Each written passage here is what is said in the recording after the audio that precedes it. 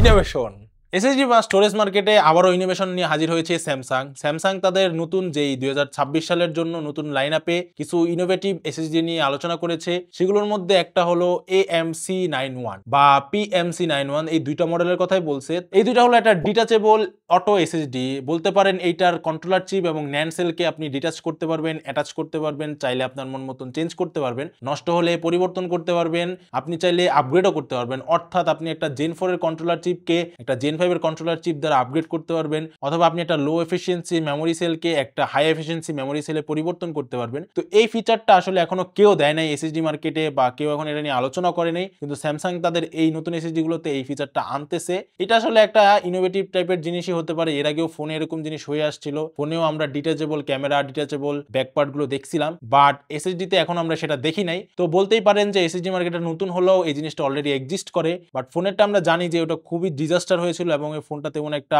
Survive করতে পারে নাই। বাট দেখা যাক এসএসডির ক্ষেত্রে হয় কিনা, কারণ এখানে অনেক ধরনের প্রবলেম থাকতে পারে। যখন আপনি এসএসডির এই মেমোরি সেল বা কন্ট্রোলার চিপ গুলোকে বারবার লাগাবেন বা খুলবেন, তখন ওগুলোর এখানে এফিসিয়েন্সিটা কমার চান্স রয়েছে। ওই যে কানেক্টর গুলোর মাঝখানে আপনি ওইভাবে প্রপারলি যদি কানেক্টেড না হন, তখন আপনার ডাটা লস হওয়ারও চান্স থাকে। তো দেখা যাক স্যামসাং এটাকে কিভাবে ট্যাকেল দেয় এবং এই বিষয়গুলো ওনারা কিভাবে এনশিওর করে যে কোনো ডাটা নষ্ট হবে না, কোনো সমস্যা হবে না।